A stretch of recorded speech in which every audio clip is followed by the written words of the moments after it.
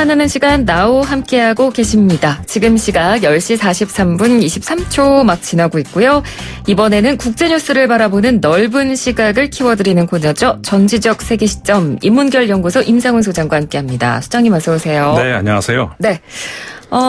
어제 이 문재인 대통령과 일본 아베 신조 일본 총리가 굉장히 짧게 환담을 가졌습니다. 네. 아세안 플러스 3 정상회의에 참석하고 지금 문재인 대통령이 귀국길에 올랐을 것 같은데 예정에 없던 만남이라서 좀 더 주목을 받았던 것 같아요. 네, 그렇습니다. 깜짝 이 만남이었죠. 네. 우리나라에서도 예상을 못했었고 전 세계적으로 다 그랬던 것 같습니다. 사실 지금 지난해 이맘때였죠. 대법원 판결이 우리나라에서 일본 강제징용됐던 그 노동자들에서 배상을 판결하라는 그 판결이 나오면서부터 일본이 이제 크게 반발을 하고 그러면서 꼬이기 시작한 양국 관계가 사실 풀릴 기미가 전혀 안 보이지 않았습니까? 네. 그러니까 우리 문재인 대통령이 만나자고 해도 일본 쪽에서 이제 계속 거부를 해왔고 그런 상황에서 이제 깜짝 만남이라 가지고 이제 굉장히 다른 나라 언론에서도 미국의 블룸버그 통신이라든가 등등 로이터 통신도 그렇고 많은 세계 언론들이 이제 긴급 속보로 이제 보도를 했습니다. 근데 상대적으로 일본 언론에서는 물론 일본 언론에서도 보도를 했는데 상대적으로 조금 더 소극적인 그런 느낌이었다는 거를 지울 수가 없고요. 네. 일본 정부는 어쨌든 간에 기존 입장에서 아주 크게 벗어나 보이지는 않아 보였습니다. 일본 언론들도 청와대 발로 보도를 했습니다. 청와대에 따르면 이렇게 두 정상이 만났다. 이렇게 네네. 보도를 했고요. 그래서 일본 정부 쪽 입장에서는 아주 큰 의미를 부여하는 것은 조금 아직은 경계하는 듯한 그런 모습을 보였습니다. 네. 그리고 청와대 발이라고 기사를 어떤 의도도 약간 뭔가 한 발짝 떼는 듯한 느낌이 좀 드네요. 그렇죠. 한국에 따르면 뭐 이렇게 한마디로 카더라 이렇게 보도를 한 것이죠. 네, 그렇습니다. 그렇다고 이제 큰 보도는 있었어요. 그러니까는 어제 예를 들어서 NHK 방송 같은 경우에 오후 1시 뉴스에 오후 첫 뉴스에 첫 번째 소식으로 문재인 대통령하고 아베 총리 간의 11분간 만남 전했고요. 뭐 어떤 형태로 접촉이 될지 주목되고 있었다. 그렇게 이제 그래서 이제 어쨌든 간에 주목이 되고 있었다는 사실은 전했고요. 네. 그다음에 이제 아사히 TV도 마찬가지입니다. 대기실 소파에 앉아서 우호적인 분위기 속에서 약 11분간 환담을 했다 이런 내용. 그다음에 교도통신도 이거는 이제 TV는 아니죠. 통신인데 앞서서 이제 양국 정상이 부부 동반으로 또 이 사진 촬영하지 않았습니까? 네. 그때 사진 촬영할 때 웃는 얼굴로 인사를 나눴다. 그러면서 극도로 악화되고 있는 양국 관계에서 이번 정상 차원의 대화가 사태 타개로 이어질지 주목된다. 이런 내용을 전하게 됐습니다. 네.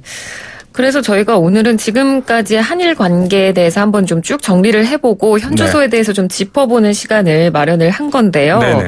일본이 이 한국으로 향하는 수출 품목에 대해서 규제를 강화하겠다 이런 발표를 한 지가 벌써 이제 넉 달이 지났습니다. 예, 그렇죠. 네, 4개월이라는 기간 동안 어떤 변화가 있었나요? 이제 제가 꼽아봤어요 날짜를. 네. 그랬더니 오늘로 124일째 되더라고요. 그러니까 7월 4일날 일본이 한국으로 향하는 수출의 일부 품목에 제재를 가하겠다 이런 발표를 했었죠. 네. 근데 이제 우리가 그때는 전격적인 발표로 그렇게 이해를 했습니다만은 바로 조금 지나서 그 전부터 사실 일본에서 이제 국제 행사 G20 행사가 있었지 않습니까? 네. 근데 그때 이제 문재인 대통령과 악수를 하긴 했었죠. 아베 총리가. 하지만 그 순간에도 일본 정부는 준비를 하고 있었다는 것이 나중에 드러나기도 했었죠. 네. 그러니까 철저하게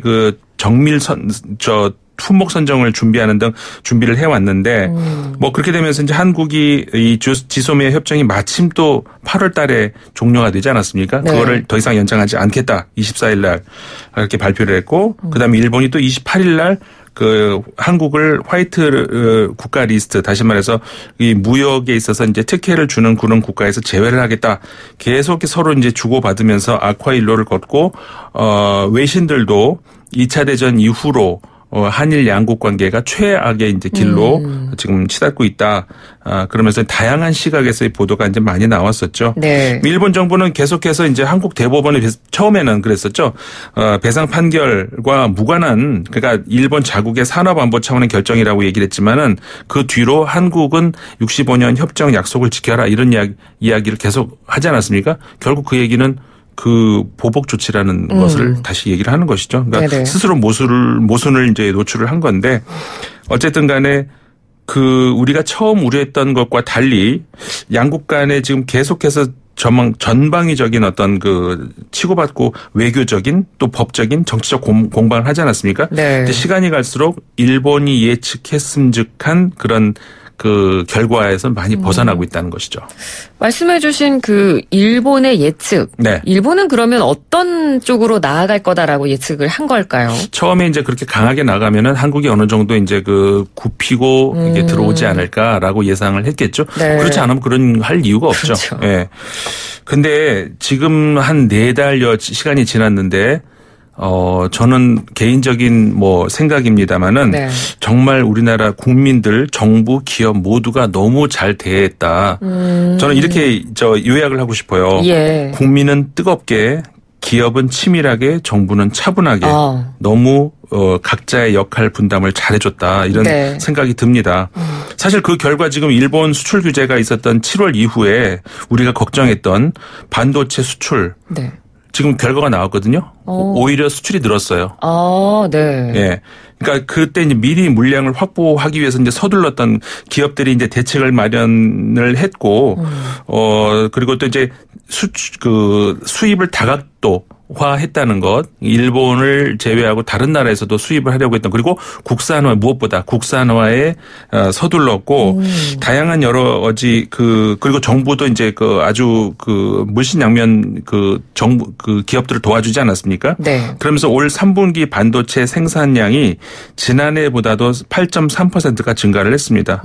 국산화를 서두르고 일본을 대체할 수 있는 다른 다각적인 수입처를 늘렸던 그 덕분이라고 할 수가 있을 거고. 예. 근데 오히려 일본이 물론 전 품목이 아니지만 일부 품목에서는 굉장히 지금 피해를 보고 있죠. 네. 특히 이제 수입 맥주라든가 이런 것에서 일본의 이제 타격이 크고요. 특히 여행도 마찬가지. 네. 도쿄 같은 곳은 이제 다른 나라 사람들도 많이 가지만 일부 지방 도시 같은 경우에는 완전히 한국 사람들만 정말 찾아다니는 예쁜 데 네. 많잖아요, 사실은. 네. 한국 분들이 많이 그런 데 찾아다니고 하는데 한국 사람들이 여행을 안 가기 시작하면서 직격탄을 맞았죠, 한마디로. 그러면서 오히려 일부 산업에서는 일본이 직격탄을 맞았다. 이렇게 평가할 수 있는 것이죠. 네, 맥주도 그렇고 네. 여행 산업도 그렇고, 그러니까 이번 일본에 대한 불매 운동은 뭐랄까요? 누군가가 강요한 것이 아님에도 불구하고 국민들이 좀 자발적으로 네. 스스로 일본 제품을 대체할 만한 좋은 국산 제품을 찾는 네. 그런 계기를 마련하게 된 것 같기도 합니다. 저는 이 말이 좀 거친 말이긴 합니다만은 네. 많이 인터넷상에 도는 말인데 굉장히 찡하게 온 말이 있었어요. 국민들이 네. 이제 하는 말이 정부는 당당하게 이 말아 개싸움은 우리가 한다. 그 말을 들을 때마다 너무 찡한 거예요. 네, 그런 국민들이 있었죠.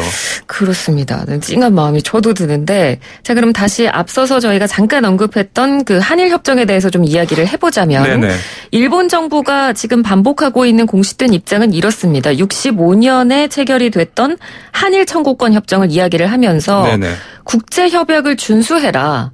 이렇게 지금 계속 주장을 하고 그렇죠. 있는 거잖아요. 그 메시지를 계속 반복하지 않습니까? 네. 근데 사실 이거는 여러 차원에서 좀 논박돼야 될 좀 사실상 빈약한 주장입니다. 네. 그러니까 다른 논거가 없기 때문에 계속 그것만 반복하고 있는 건데 65년도 한일협정 사실 우리가 지금까지 이야기를 국내에서는 최근 이 일이 벌어지기 전까지는 얘기를 많이 안 했죠. 근데 이게 굉장히 하자가 많은 잘못된 협정이었다는 거죠. 네. 첫 번째로 이게 사실 65년도에 이게 만들어질 당시에 미국의 동아시아 정책 결정 일본에 좀 더 힘을 실어주고 그렇기 위해서는 한국과 일본이 빨리 화해를 해야 된다. 이게 급하게 이 아시아 국가들 그러니까 특히 일본과 한국을 압박을 해서 강요된 협정이라는 것이죠.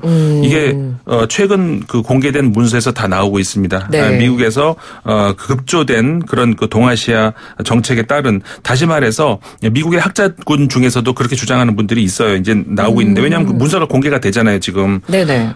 책임 소재는 분명히 미국에 있다.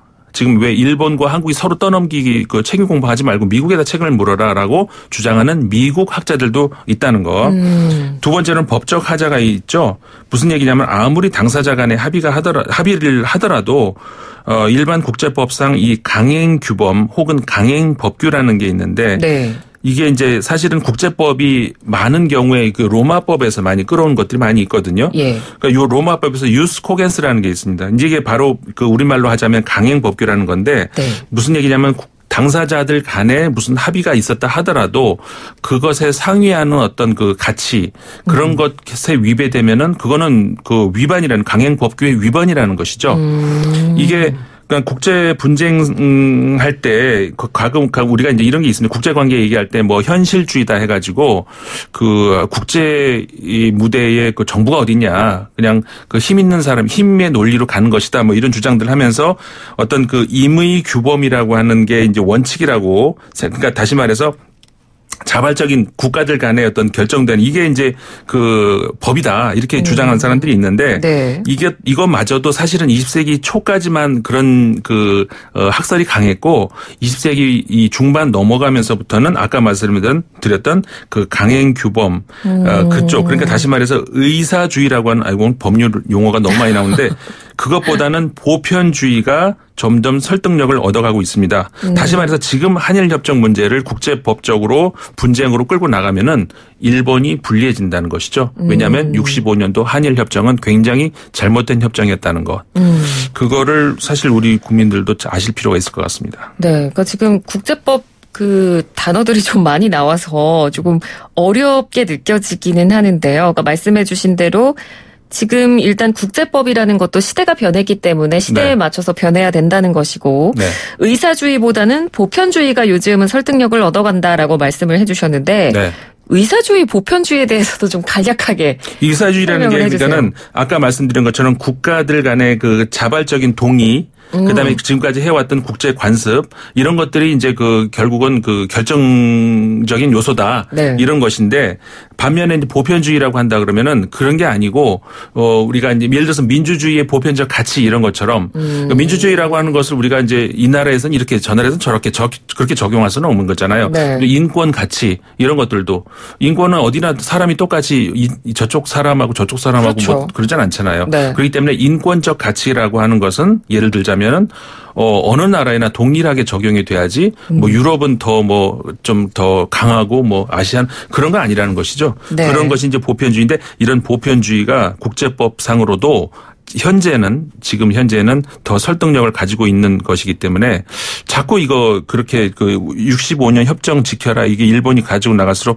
유리할 건 없다. 일본 입장에서 유리할 건 없다. 네. 우리가 이제 말할 수 있는 거죠. 예, 그렇습니다. 결국 한일 관계는 이제 동반자적인 관계로 나아가야 하는 건데 정말 네. 미래 세대를 위해서 진정한 올바른 길이 무엇인지를 좀 일본에서도 많이 고민을 해봤으면 하는 생각이 예. 저도 개인적으로 일본인도 듭니다. 자꾸 두려워해요.